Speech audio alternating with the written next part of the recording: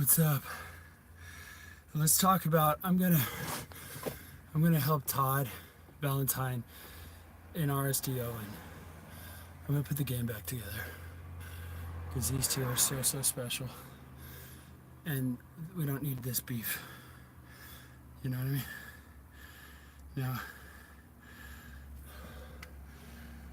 and they don't drop names, but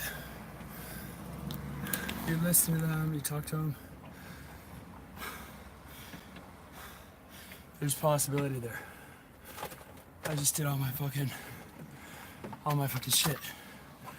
So when you combine shit, inner game with technical game, a lot of times what you'll see is there's this threshold.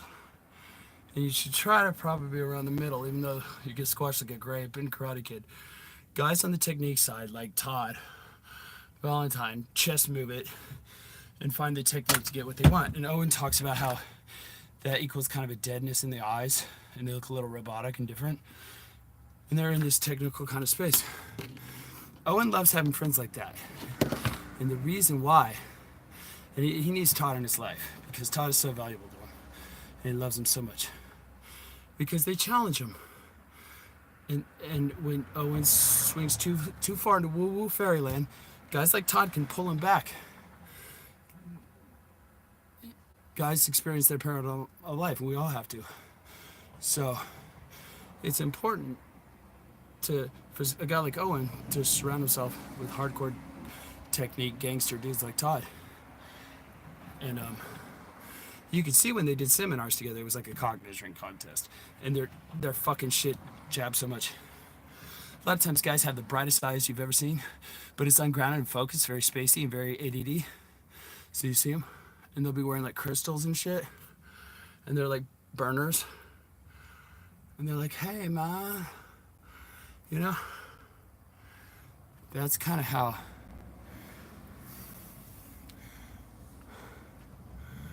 we're just floating in space, man.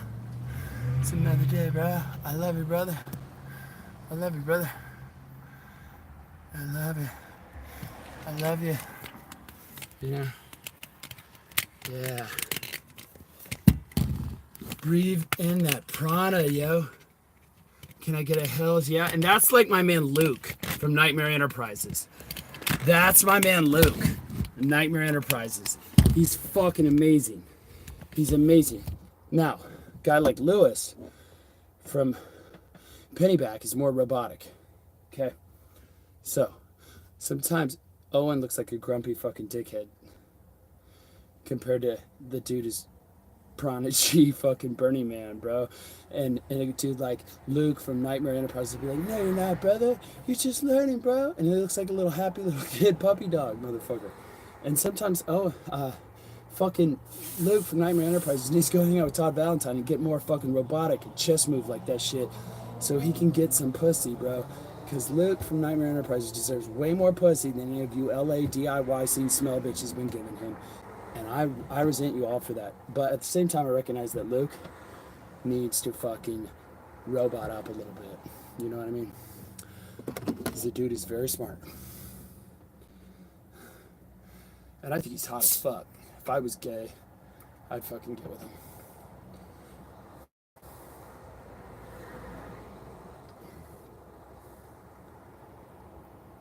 Sometimes you need to challenge people to focus on where they're missing. So sometimes your buddies might be like, what makes you present and feel happy? Winning. Winning can make you feel present and feel happy. And sometimes guys will say that, and your buddies will be like, yeah, you're a fucking idiot, bro.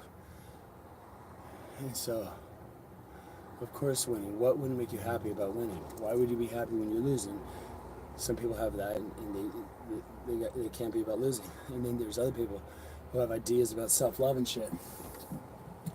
And they'll be like, dude, why do you love yourself when you fucking suck so much? It's delusional. But, yeah, there's two sides to that. Because they might be dealing with this fucking roller coaster because they're never as happy as you think they're going to be. They're just like a piss. They're not even in a resourceful state to get themselves back into a winning frame of mind. And so then maybe they start losing And they lose their mojo. And that could be the other side of it. You know?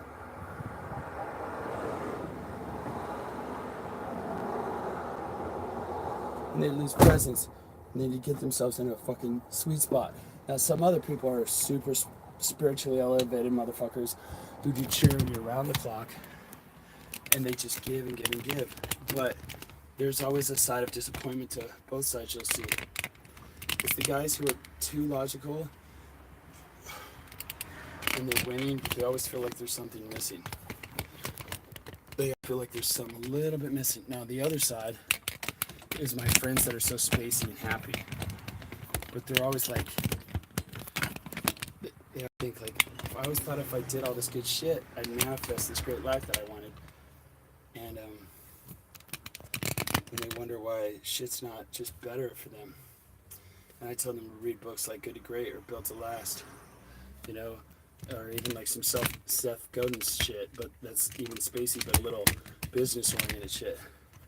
So if you look at some Evan Pagan, who's actually David D'Angelo, or some marketing, maybe look at some books on how to launch a product, you know? So if you can get some of the people on the left a little bit more to the center, and if you can get people on the right, you know, if you can get the ones who are far off, they can start on the right, they can start enjoying their success more. So there's like this art of achievement, and there's an art of enjoyment. So it's good to focus to try to be right in the middle. You want to have that intent with the freedom from outcome. I want to fucking crush it. I want to live in a fat crib and have a fucking job that I'm passionate about. I want to come up in front of crowds, and just fucking crush it as best I can, because I like to produce results, even though I'm not results oriented. I like to pride myself on being someone who produces solutions, and I'm not perfect with it. I struggle like everybody else, but I like to pride myself on when a fucking challenging situation comes, I can say, hey dude, dig a little deeper. You know, that's why I admire Kobe with that Wanda mentality. He's just weaving through motherfuckers, and his focus on the basket is so impressive. You know, it's a funny, great example now. Go look at Kobe Bryant's eyes. The interviews around 2004, 2003, 2002. Kobe has a much brighter light in his eyes now. Instead of losing in fucking physicality, he's gaining in essence. It's been really dope to see Mamba on that journey. He's really fucking evolving. You know? And sometimes Kobe's dark side would fuck him up. When he had the light muse and the dark muse. Fucking, that's when you gotta go into fucking Muse Cage, bro. Muse Cage, bro. And so check out Relentless by Timothy S. Grover. Amazing fucking book.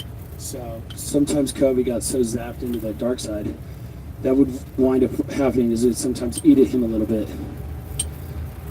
And so now that he's let go of control, that light's come on in his fucking eyes and he's much happier. And I know Vanessa's happier too.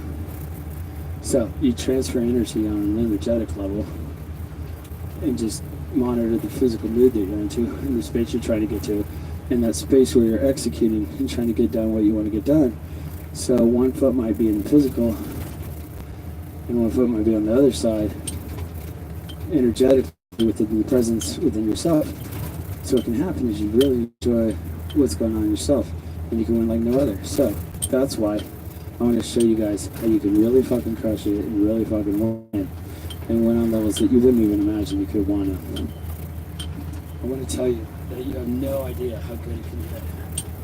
It's so crazy how much better your fucking life can be and how much better you can be for the fucking people in your life. You know? And you can get so far past the shit that you think is possible. You really can. But at the same time, you've got to enjoy that process. So many businessmen, what they've learned is that when they just get to this point and they just get to that point, then they'll be happy. Or guys who crush it with girls, for example, they think, well, when I get this many girls, then I'll be happy. No. Gratitude and happiness are mental states. If in this moment right now you don't have gratitude for it, then you are training yourself not to be in gratitude. You are physically building up that fucking muscle of non-gratitude and lack of appreciation. And I see this with some of my hoes. We'll have business endeavors together, and we'll fucking crush it rather than celebrate it. They're so conditioned to focus on. Luke Babbitt was like this a little bit. If anything went wrong, it would plague his mind. And I see him not enjoying it. Like Luke won zone. They beat Armand. Armand was phenomenal. I talked to Luke later, and he was focused on the threes he missed. You know? And when Luke lets go of that, he's going to excel in the NBA. He's going to be next level Kyle Korver and beyond. You know, I believe if we look back in 30 years at this mentality and we test what results are produced, we're going to see incredible results. In my experiences, the sweet spot for man or for woman is 1 foot firmly planted in the material and another foot firmly planted in presence and essence, physical and essence. All right?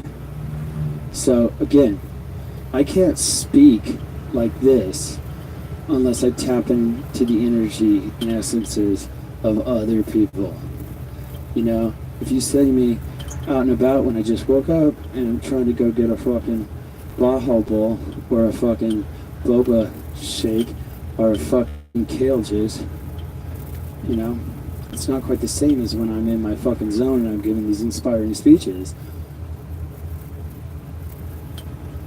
Or when I'm giving a woman like dozens of orgasms within like a 90-minute time frame. So I come in and out of it myself. That's where you want to eat the right foods, have the right habits, do the things you need to do to set yourself up to be in a position to be successful, and then be outcome independent enough to just fucking vibe on the energy and snap out of the socially conditioned mindsets of thinking that when you get to the future you'll be happy, but instead just be fucking happy now. You get out of these socially conditioned mindsets that say that you're stuck at a certain level. Like to do change work. Tony Robbins is phenomenal at fucking change work. Say what you want about him, some of it will be true, but Anthony Robbins is phenomenal at change work. Okay, let's talk about when you have crazy girls chasing you with coconut oil and shit. Okay, and all these different challenges that we might be dealing with as a result of this. Aside from all that shit, okay. You know, listen. Everything's a fucking half joke when I talk. You know what I mean? And that helps keep it lighter. It would be otherwise. Is it a joke? Is it a joke? Do I think it's cool? Fuck yeah, I think it's cool. Do I think it's fucking amazingly cool? Yeah, I do. Do I think your jokes are great? Yeah, I do. Do I think I love you? A little bit. I'll bet I did love you a little bit. How cool do you think it is when you're excited and somebody's giving an amazing speech? Can I also think your jokes suck? Absolutely. You're not immune to me thinking your fucking jokes suck. Don't ever for a fucking second fucking think that you can tell a joke and I'm gonna laugh if it sucks, because I fucking will not. And I fucking mean that. Okay? Now, Darian fucking hit me up with texts today trying to fucking run some game about how when I showed up and all she had was my app fucking picture, and then I got to the door and she's like, no, just no, don't. After asking me to do a liquor run and bring her some Jameson, after it took literally 25 minutes to find a fucking parking spot, you know. And then there was a dude milling about outside her gate, and then I came in, and the gate was already opened, and none of her shit was congruent, because she's saying it was her boyfriend of 5 years showed up. And I'm like, really? If that was true, then why were you texting? And she showed up, and he saw him, and she said, you got to leave. And I just don't know if there was time for all that in the time that she was, like, texting me, are you here yet? Are you at the door? Blah, blah, blah. Because this is, like, within, like, 30 seconds, 45. Maybe it could have happened. Anyway, she said, it wasn't me. It wasn't my fucking subpar abs. It wasn't the fact that I have Jameson's. But she also goes, do us about the favor and we lose my number. Well, yeah, with a YA. And I'm like, bitch, you ain't in no position to be speaking to me in informal. You spell that U shit out. Y-O-U. Don't use the letter U and don't use YA like you're a sassy bitch. And I let her know, listen, you're one of 3 billion disposable hoes in this world, and you're in no fucking position to be bossing me around like an entitled white bitch. Okay? I know what you do. I know how your game is. Around 3:30 every fucking night, you text some fucking nubile piece of ass you swiped right on Tinder that you'd like him to come over and fuck you. Okay? So I know. Don't ask me how I know that she does this with so many different dudes, but whatever. And I'm not slut shaming her, but I'm also not taking any shit off her. And I'm pointing out that I'm not fucking butthurt, and I know eventually I'm going to be balls deep inside of you with your enthusiastic consent. But to the extent you're giving me this shit test telling me to lose your fucking number right now, I'm going to point out that it would take more energy for me to go into my contacts list and delete your fucking number than it would fucking be worth for my time because I'm so fucking abundant. So don't get it twisted. You, one of 3 billion disposable hoes in the world. And she texted me back something that indicates, thank you. And she was glad that I fucking I disabused her of the notion that I'm hung up on her or any fucking woman, and it made her pussy wet. You could tell. That's all most of these women want, is for you to spell out that, like, you realize they're one of 3 billion disposable hoes on this planet, and you're not going to be a needy fucking stage 5 fucking clinger. They don't care if you're a good person or not. They just want a cock that's going to be convenient and not a clinger. It's not that hard, guys. Learning how to meet girls can be creepy, but there's only one thing creepier than learning how to meet girls, and it's not learning how to meet girls. You motherfuckers who don't want to learn how to meet girls, quit focusing on the guys who seem like naturals. There's like 1/2 of 1% of those motherfuckers. It's irrelevant. They're outliers. Don't even fucking compare yourself to those motherfuckers. 99.5% of guys don't know how to fucking vibe with girls, and it takes some fucking trial and error. So, in the one natural in my high school who fucking knew how to meet every fucking girl and was balls deep inside of, I want to say, 19 of the 20 fucking sexiest girls in my high school, that motherfucker, poor thing, bless his soul, he became schizophrenic and had a fucking miserable adult life. So, yeah. So, own those desires that you have. Own them. You live in a physical body. It's okay to want to wreck pussies and crush them and have sex and whip cream pies, and people will try to shame you out of want to come on women's faces. God made you want to do all that shit. Okay? Tell them to take it up with God. You gotta say, are you doing this in a win-win way or a win-lose way? Because what you want to do is a win-win way, but you want to make it seem like you don't give a fuck if it's a win-lose way to these girls, because that makes you seem more high value. If you go out tonight and you have this collaborative frame like RSD talks about, and realize that everybody's your fucking friend. I'm not saying just sit in the corner and whack off with a fucking ski mask and then wait for the one hot fucking girl to come in and then be like, here she comes. Anoint the peony, take off the mask, now execute the trick, and fucking throw in the line, and all this fucking shit. I'm not telling you to do that motherfucking shit. No, I'm outside USF, fucking law school, because I like to pull some of these fucking career-minded hoes. I keep them on retainer, if you know what I mean. Guess what I pay them in? I pay them in cum.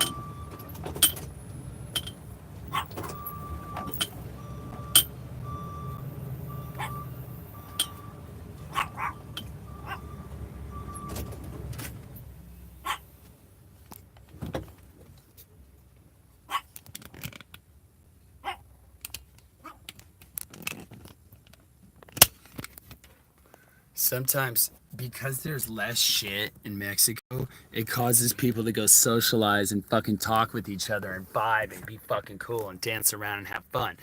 Everybody's just talking to fucking everybody and having a ball.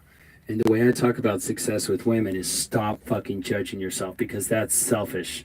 And what you will be doing is just sitting there thinking about, how do I look? Should I approach? Should I not? That's dad and mom visiting law school. Take that fucking hot little fucking piece of ass chick in a fucking knee-length cardigan that I would just fucking dick her down in so hard. She's got nothing on underneath that cardigan. I'm just pulling her hair like Sarah from MIT. when she went to USD back in the day. After I could have fucked her so much in high school. I was such a fucking idiot. And when I was balls deep inside her, she would tell me, "You were a fucking idiot in high school." Because she let me know she was pulling the goalie. And all I could do is get caught, I get stuck in an endless loop of fucking nag flirting with her. It was fucking ridiculous.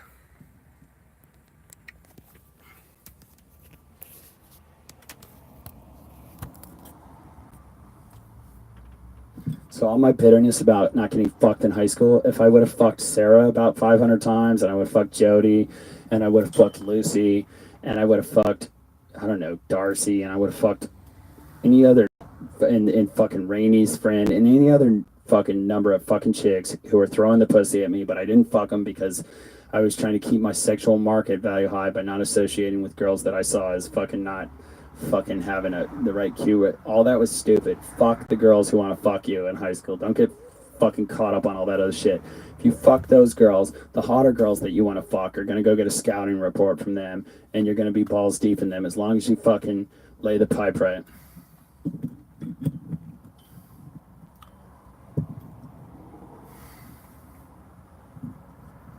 Amy in middle school wanted to fuck me. Sasheen asked me, and I was like, no, because I was embarrassed to admit I wanted to fuck a girl. It was stupid. There's playing hard to get, and there's just being a fucking idiot, guys.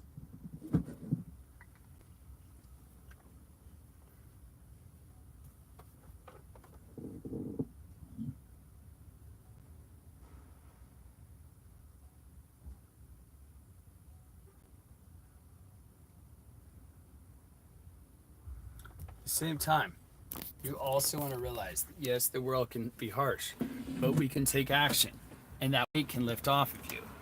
And you can feel right now that you're feeling happy and free, and you get off that heavy backpack of your persona and you let that shit go. Because into the past, because you don't need that shit anymore. You hit that sweet spot because you realize why?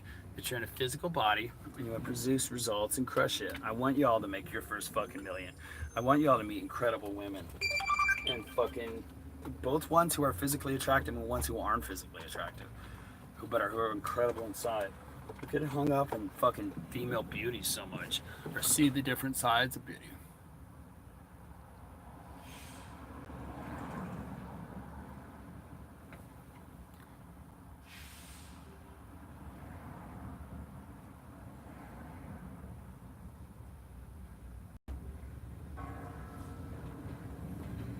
Because I get older, we gotta wake up and have an incredible life and look back on that shit with very happy feelings and realize that anything's possible and you can do things that's gonna fucking blow your mind. You do successful barriers. Keep coming back with these types of ideas. Maybe with me, maybe it's with other ideas. Keep coming back to teachers. Keep going back to areas you feel uncomfortable. There's two areas, okay? The goal is one, what feels good to your spirit, what makes you feel happy in life, and two, what scares you a little bit.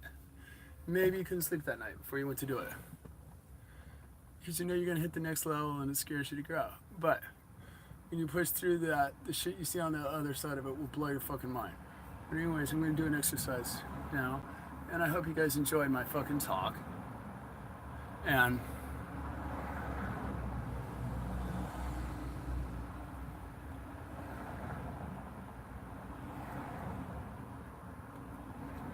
thank you guys for listening to all my fucking dope ideas. And I hope you had fucking fun. And I hope you go make some women happy tonight by not giving a fuck whether you make them happy or not. That's what these backward assholes want. Just accept it. Accept it. Just accept it. It'd be much more better if you just accept it.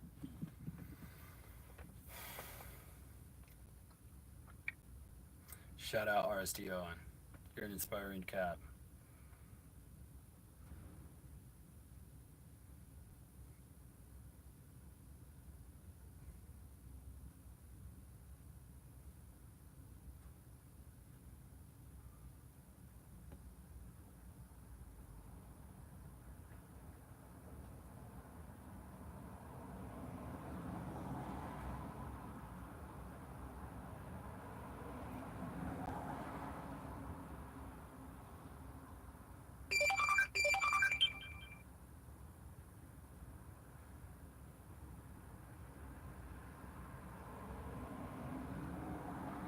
I think we should go to Mission Dolores, bro. Or Golden Gate Park. You need to start fucking thinking about access to women more, bro. You need to put yourself in places. I know you went to that EDM shit last night, and that was interesting. We got some good footage. But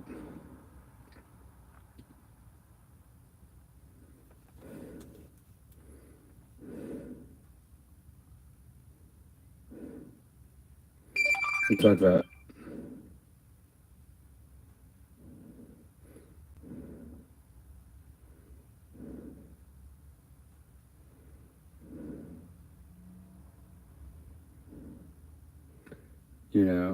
it's important to do exercises where you're actually learning and internalizing the exact skills you see me do out in hitting camera footage video. This can be beneficial for 3 fucking reasons. And the second is so you can get social awareness of the shit that's actually going on, so that shit can be something you feel you realize this shit's the real deal, and you want to make massive progress so you can rapidly change your fucking life.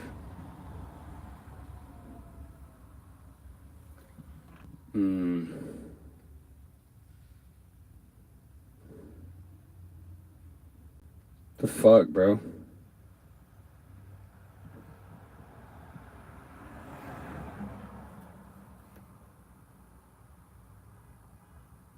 Oh, that's some hot new shit.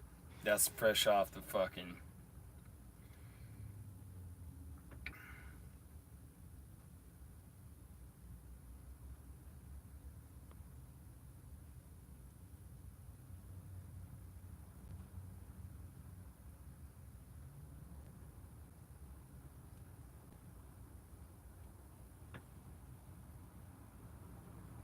I should have enough fucking storage.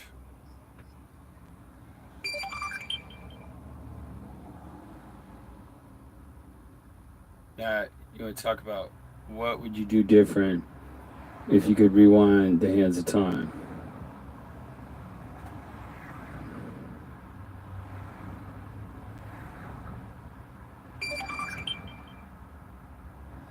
So I done did every fucking mistake in the book 2-3 times over, guys. That's why I don't look down on mistakes and failures, because I wouldn't be the person I am today. People want to wonder what books I read and shit like that and what moves I got. Now, what I read was I got a PhD in the School of Hard Knocks, bro. Made a whole bunch of fucking mistakes over all my fucking years of living, okay? So that's what I fucking read on, okay? Now, the first thing right off the bat is I need to start with when I was in high school. I need to tell you some shit I did when I was 9 years old, okay, that I could do different. Who gives a fuck? I'll take this from where I know most of my age bracket shit start from, okay? All right. Youngest cats on here are probably like 16, 17 years old. So when I was in high school, I could shoot the basketball like a motherfucker, But also, a lot of women found me very attractive. I could score that fucking ball like a motherfucker, But I could have been a lot better because I was chasing ass, being thirsty, just giving away my value constantly. I was chasing ass. So that's why I tell you guys to stay on your fucking purpose, stay on your fucking passion, but don't get entitled just because you have a lot of success. I know you guys got a lot of testosterone. You want to fuck these gals to sleep. Most of the emails I get from the fucking younger guys are about women. And I'm thinking, man, the women will come if you focus on your fucking purpose and passion, you young cats. Go after that. Let the women chase you. Here's the thing, guys. And y'all know when I say hear the thing, about a bunch of knowledge finna be dropped. Y'all know why Leonardo DiCaprio can bang Victoria's Secret models. Y'all fucking know why Drake can sit here and bang Instagram models.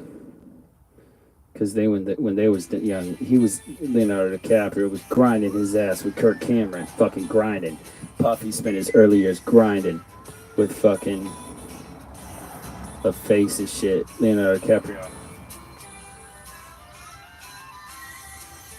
was fucking doing fucking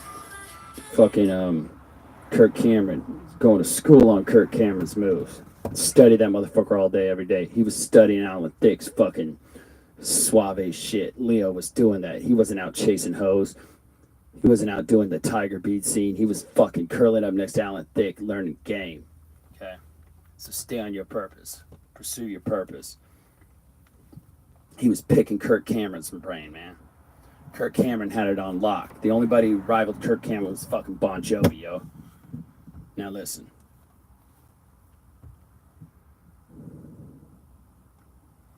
Be very short-sighted. You know? Alright? So whether a motherfucker made the NBA, who gives a fuck? Y'all know I'm pretty smart. You see me up here watching these videos to know that I could have been a lawyer, a doctor, is what a lot of y'all motherfuckers say. Could have paid for that shit with a scholarship. You know what? I was good enough. The fucking coach from Yale came to my fucking house. Came to my house.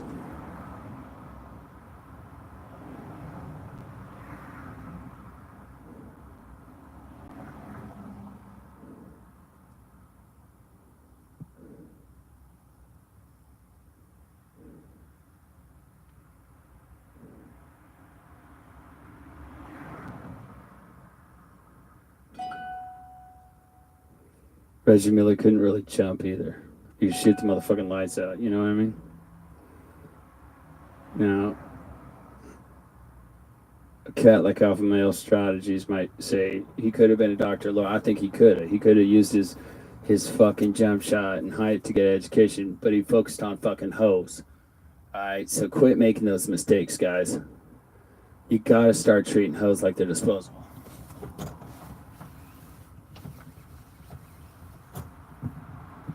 That's why I interview people. I interview people all day.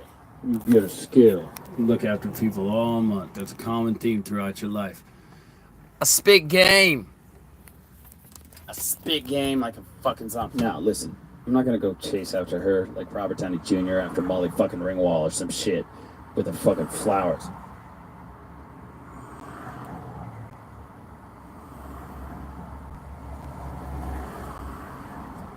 Finish what you started, but you're gonna want to get a skill. It's important to get a skill. So, you want to watch for that. If you could really shoot like Steph Curry, Alpha Male Strategies could Really shoot. Me, my jump shot had some hitches in it. You know what I mean? Shout out Mike Klaus, famous producer in LA, for trying to teach me that all motion shit. Shout out to my uncle Vince Morelli, fucking amazing cat, played in Sweden, point guard at 6'5" for Loyola Marymount. You know, they tried to help me, but the fucking problem was is I inherited from my dad, and my dad's fucking amazing fucking track and field, 9.8 100-yard dash, third fastest white boy in Ohio, and the fucking 10 yards of carry average, starting fullback in the SEC at Tulane, all academic SEC, and I inherited from my grandfather Golden Gloves on my mama's side, and from my uncle was a fucking semi-pro tennis player who played at Michigan, and from my fucking my uncle on my dad's side was Bobby Jett, and the black dudes in Cincinnati froze him out, but he could have played there. And my grandfather was fucking Golden Gloves on my mama's side. He was a national handball champion. So I inherited all this fucking shit, and I was just too much of a physical, athletic freak, and I should have focused on my fundamentals like Jason Neeser with that jump shot. You know what I mean? And I did, but then I kind of got a little fucked, right? Because by the time I had developed that jump shot, the coach was like, yeah, but you better down under the hoop and all this shit, you know? So stick to the fundamental. Don't just rely on your fucking natural. If you're like me and you had a 42-inch vertical leap and you had a fucking, 9.6 100-yard dash, 9.7 100-yard dash, in my middle school, I still got records in my middle school for that broad leap shit where you just fucking jump as far as you can off 2 feet with no running start. Like 20 years, 30 years later, I still have the fucking record for that in my school. All right? So,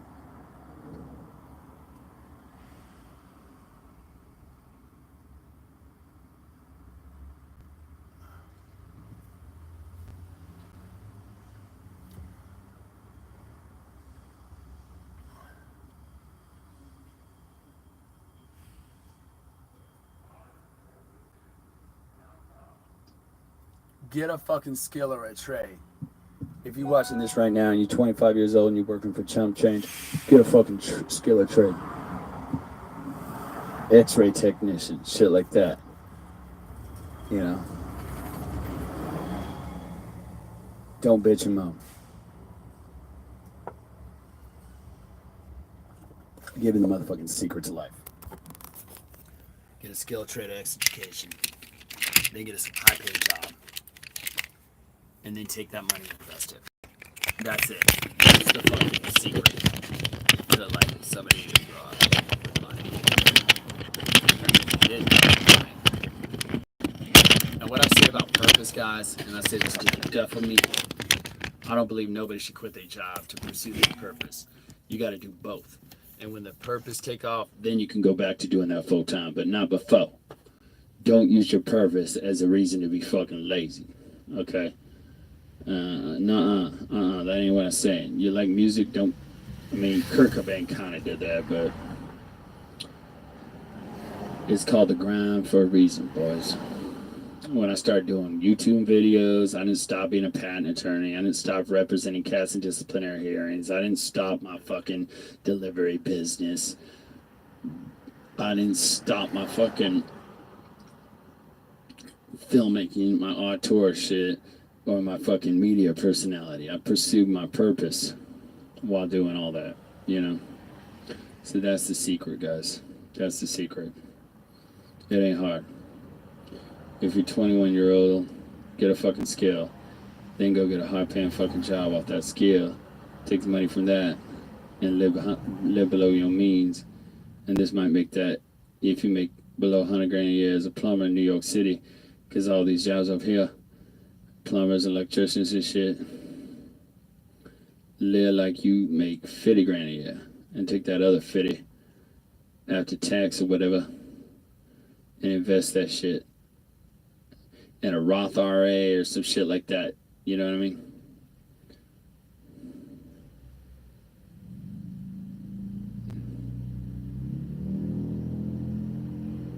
You know?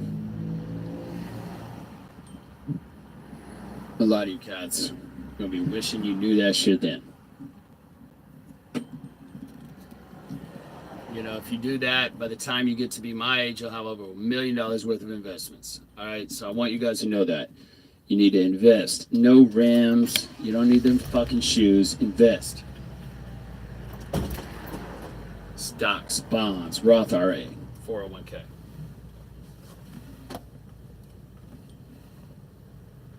Flip houses like Vanilla Ice. Invest. Get fucking working, because life is easy. Get a skill or education. Get a good job and invest the fucking money. What's so fucking hard about that? Don't say I didn't tell you. I wish I had someone tell me this shit. Another thing is you gotta watch out for depending on your looks way too fucking much. Women always found me very attractive. Not everyone, but more than average. I'll tell you that, motherfucker. They thought I was very attractive. And I just, and my height and intelligence and sense, you know what I mean? And I just relied on that shit instead of developing game, learning the tricks of the motherfucking trade, and cutting out all the fucking rookie mistakes. Don't be making rookie fucking mistakes with women in your 40s, motherfuckers. You need to learn the fucking tricks of the dick throwing trade. Alright? And one of these guys, like my stepbrother, that motherfucker is good fucking look. Had a really pretty eyes, really fucking nice hair, all this shit. His mom was the beauty queen, college, homecoming queen and shit. But my man did not learn fucking game. Okay? To the level he could have. He left a lot on the table. It's not too late for him, but I'm just saying. You don't want to rely on your looks. Mid-rib. Too much physical and not enough on look. She got those Doc Martens on. Doc Martens. A lot of guys spend too much non-sexual attention. Don't spend hours talking on the phone to women. A lot of guys do whatever we own. I used to talk to Maggie, she was Joe Bruckheimer's fucking assistant, living in Long Beach. I talked to her for 4 hours on the phone, multiple nights. I did wind up fucking her, but like, it was a warm-up, you know what I mean? We ain't gotta talk to her at the phone. Where you at? I'll compete. I know I was in Vegas, she was in Long Beach, but still. See, the phone is a motherfucking buffer, so she can get attention. She flew in. I went and picked her up. She fucking flew in. She was talking to little fucking. Her pussy was nice, though. That shit was fucking G-string. She was kind of petite, but she still had those nice titties. A little voluptuous. Look, tell these women, the price for talking to me this much is between your fucking legs. All this fucking non-sexual attention ain't free. You can talk to me or this other motherfucker doing all the fucking... Fuck that. I ain't one of these simps. Don't give women a lot of your non-sexual attention, period. The next thing is, God, I would spend a lot of money. I went crazy money. It wasn't like no Fort Knox U.S. Mint shit, but I would spend way too much money on dates with women that I never saw again. Fuck that. If I would have just took that money, all you guys that blown money on these dates, if you would have just took that money and invested that by itself, I'm talking about just that by itself. You know, a lot of you guys spend 75. Lucy from San Rafael went to fucking Harvard. If I spent a fucking $100 on a first date, taking her to a Moroccan fucking restaurant, never saw her again. So I gotta pay that bitch $100 to drain me of some self-esteem. Fuck. And build up hers. Fuck that. Alright? She's like 22, 23, like 5'9", 10. She was like track and field shit. Cross country shit at Harvard. Yeah. Ugh. Look. No first date, dinner date. Don't make these rookie fucking mistakes, guys.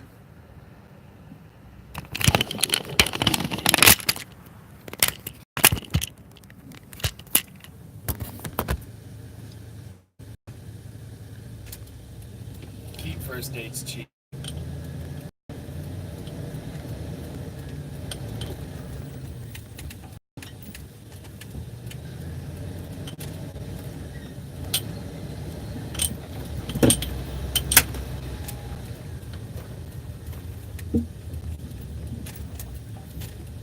Head south on Baker Street toward Fell Street.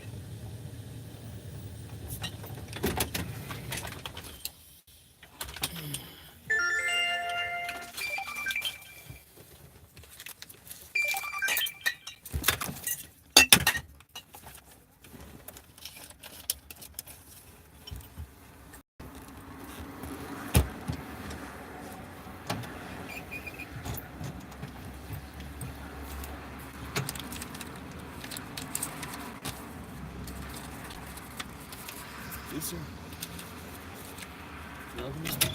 Yes, sir. Went to a solid red light. I did. Yeah, the next block over, it's red. There was a car in front of us, a black car, and then we were behind it. You were at the limit line. You stopped. You waited for a couple seconds like it was a stop sign, and then you just went straight, right through it. And the girl behind you was beeping at you like, "Hey, dude, it's red."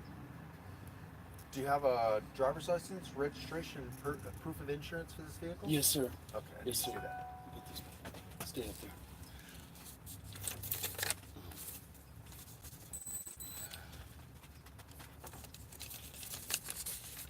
You're not I gonna stay up apologize. on the couch, are you? That's not good, sir. I apologize for that. Yeah, you gotta pay attention. Yes, sir. Why does it have Nevada plates? You have a California driver's license? Because I basically live in both. I commute a lot. Yeah, that's not how it works, unfortunately, because everybody will say, well, I kind of live in both. So they won't pay one because it's a lot cheaper, granted, to go to Nevada than it is California, probably 10 times cheaper to do it. And the plate comes back. She must have that wrong, 2018 for a vehicle. Since 2002. Okay, stay in the car. Close the door. So Yes, sir. All right.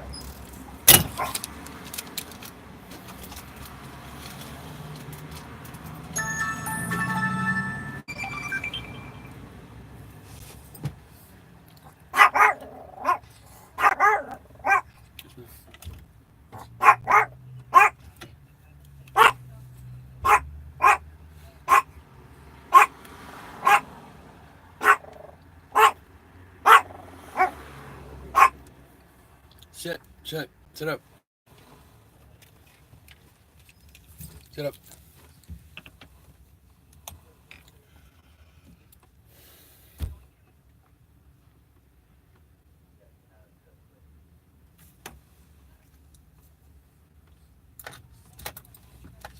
Shut up.